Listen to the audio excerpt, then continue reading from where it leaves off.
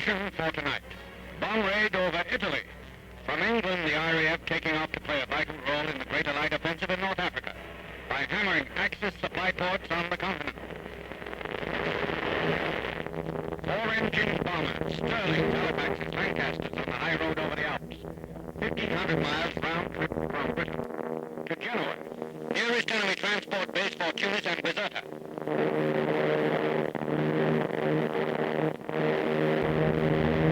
We're looking down on Genoa now.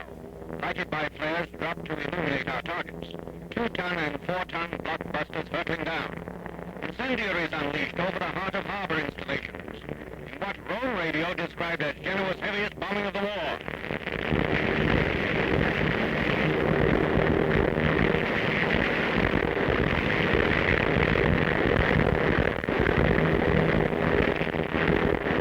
British blitz in slow motion. There in the lower right-hand corner of the screen, a shower of bombs ticketed for the shipping area that supplies Rommel's panzers in Africa and Goring's air bases in Sicily. Each chain lightning stab of fire, a series of bursting bombs. 6 raids like this in less than a month. 1,000 acres of docks and railway demolished or left burning. All part of the plan of attack along the second front. Genoa battered and ablaze. The RAF is teaching Mussolini's deluded people what it means to take it.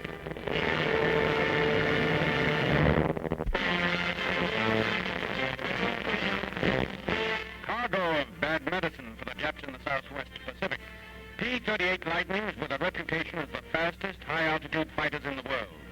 From an Australian port, they're towed to assembly points to make ready for battle.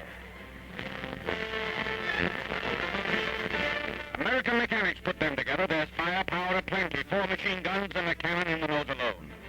Well hidden at secret airdromes in northern Australia, they're ready for action. Here are some of the American sky fighters who fly them, confident at last that their planes are more than a match for those Jap Zeros.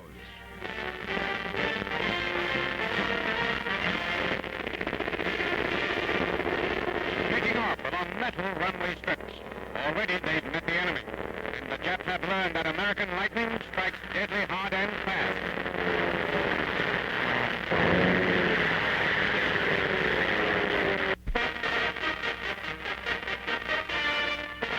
National Food Administrator Claude Wickard and War Information Director Elmer Davis announced rationing of canned food products. Mr. Wickard speaking. The method we are going to use in rationing canned fruits and vegetables will be the point system, which is the best way I know of for getting the job done, and still giving the greatest range of choice to both consumers and grocers. Pending the time when the program goes into effect, I am confident that Americans will have the common sense and patriotism not to hoard dried fruits and canned fruits and vegetables, or any other food for that matter. If you want to help the Axis, one of the best ways is to hoard food. Now a word from Mr. Davis. We are using our food supply as a weapon positively, so distributing it that the American Army and Navy and the American people will be well nourished. Yes, and so that the armies of our allies will be strong too. This is War Ration Book number 2, due in February. It uses points varying in number for different commodities. Your local rationing board will make everything quite clear. Meanwhile, buy carefully, don't hoard. Be patriotic.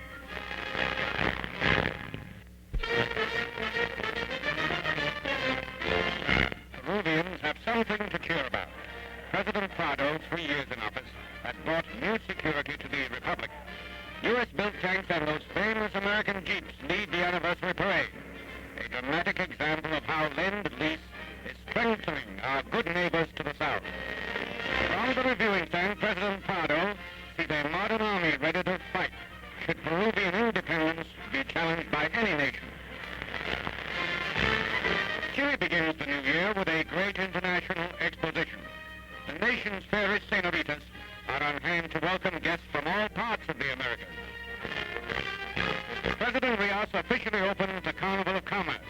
At the United States Pavilion, he's guest of our ambassador. Good neighbors all under the flag of freedom.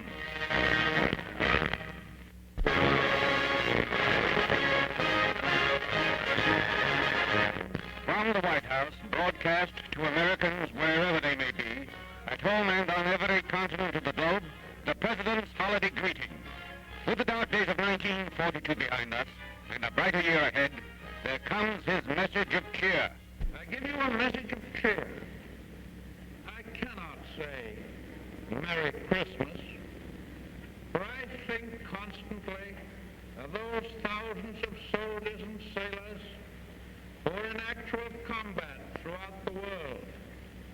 But I can express to you my thought that this is a happier Christmas than last year. Happier in the sense that the forces of darkness stand against us with less confidence in the success of their evil ways. With the President, all America prays for a victory Christmas in 1943.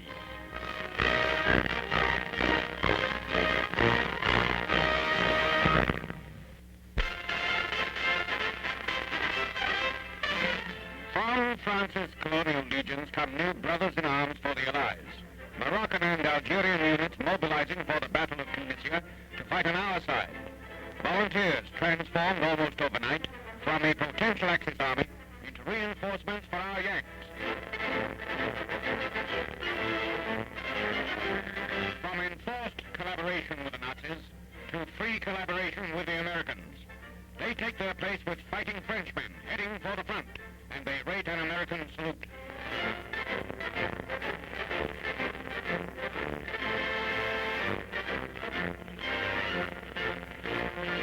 French General Nogues and American officers in a supreme gesture of amity at the graves of Yanks and Frenchmen. With Admiral Darlan's assassination, Nogues becomes an even more forceful figure in African affairs. Yes, Miss America is out here too. Army nurses who seem quite happy, far, far from home. America's own Brigadier General Jimmy Doolittle at 12th Air Force Headquarters, with which the President's son, Colonel Elliot Roosevelt, is seeing action. General Ike Eisenhower presenting the third star to Lieutenant General Clark, whose secret pre-invasion mission smoothed away. Under General Eisenhower, the British, the French, and Americans are battering the Nazis back in Tunisia, and Old Glory floats proudly above the ruins